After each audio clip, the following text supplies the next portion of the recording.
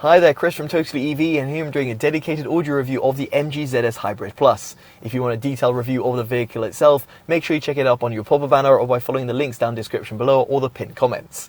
Now to kick things off, we have to talk about its audio configuration, which ironically is actually identical to the MG3 Hybrid Plus. Here you've got 139mm woofers that are found within each of the four doors and 25mm tweeters that are found within the A-pillars. This combines for a 6-speaker setup with a total power output of 30 watts. Yes, 30. This is what I've been provided by MG, and I found it quite hard to believe. Nonetheless, for you to tinker around with the audio drivers, you want to navigate on the 12.3-inch display. And here, via the appropriate volume tab within the settings, I left the loudness enabled. I also had the SDV in terms of its medium position, and that stands for speed dependent volume in case you're wondering. And as for the Soundstage, in other words the balance and fader, I left it in terms of its center point as well. As for the EQ, I went onto a custom profile, and here it's actually quite strange to see that the frequency range is flipped around. In other words, you've got the highs on the left and the bass on the right, when it should be the other way around. Nonetheless, here I did take one notch off 16 kHz and added one notch to 5 kHz, 1 kHz and 500 Hz, and added two notches to 80 Hz. Now for you to connect up to the infotainment system, you have got Bluetooth, although the SBC and AAC codecs are supported only. Thankfully, however, you have got USB media playback that can be attained via the USB Type-C port that's found at the front of the center console, and also via locally stored files, or indeed via your favorite music streaming platforms via your smartphone, because here Android Auto and Apple CarPlay are supported over a wired format. And this can be achieved via the USB Type-A port, which is found at the front of the center console. Now with all that out of the way, I would also like to point out that the overall cabin noise that I recorded within the cabin will be on your screen. It actually did a decent job across the board, although I did notice that at higher speeds there's a little bit of tire noise and wind that can be heard deflecting off the A-pillars. However, in the grander scheme of things, and for a vehicle of its price point, I didn't have that many complaints. Now with all that said and done, let's go on to an audio demo. I'll be placing the camera and the microphone in 4 separate locations and playing back a track which is by Priya J and titled Like Me.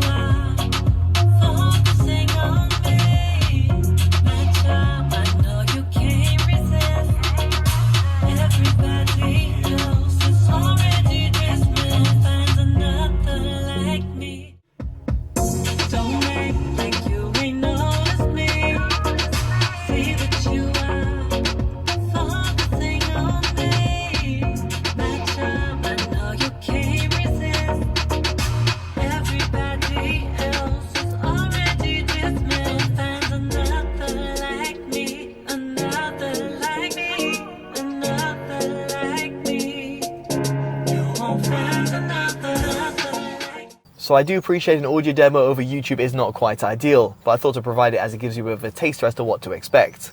In terms of my own subjective opinion, as someone who's reviewed over 130 in-car audio system and over 800 audio-related devices, I'll say that the overall audio that you're getting within the ZS Hybrid Plus does a decent job across the sound frequency range, but audiophiles will be left a little bit disappointed. Now let me break it down for you. First off, in terms of the sub-bass tones, in other words that low-end rumble, it's pretty much non-existent, and this is because you have not got a dedicated subwoofer. Instead, the woofers that are found within each of the four doors try and do a decent job of giving you that bit more of that low-end extension, but of course do sound quite cut off. However, when it comes to the overall mid-bass reproduction, they're actually pretty punchy. They do sound a little bit uncontrolled at times, specifically if you're going to be cranking up the volume, but again, in terms of the overall grander scheme of things and the overall price point of the vehicle, it's not too bad. However, the overall mid-range does take a little bit of a hit. It does feel a little bit recessed and pushed back, and therefore male and female vocals don't really come up to the foreground. Now you might be quick to say, why didn't you just EQ this via the infotainment system?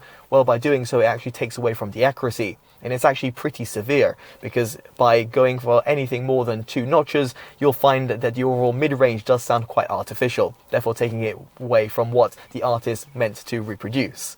Therefore, I just had to accept that I could only add roughly 1 notch to those mid-range EQs, and therefore allowed me to bring the mid-range a little bit more to the foreground, but still preserving the overall accuracy. Now, as for the highs, they do extend relatively well at the front of the cabin, and this is thanks to the fact that you've got those dedicated tweeters. However, the same couldn't be quite said at the rear of the cabin, because you have not got that sort of toe tapping feeling. I would also like to highlight that I actually had to reduce one notch via the 16 kHz band, because I did find it a little bit too harsh and sibilant, and therefore when it came to longer drives and also while listening maybe at a little bit of higher volumes, I felt it was a bit more ear fatiguing. But of course that is quite subjective, so make sure you play around with that 16 kHz setting for you to adjust it to your own heart's content. This does actually also bring me in terms of its overall soundstage reproduction, and here it does feel a little bit lackluster.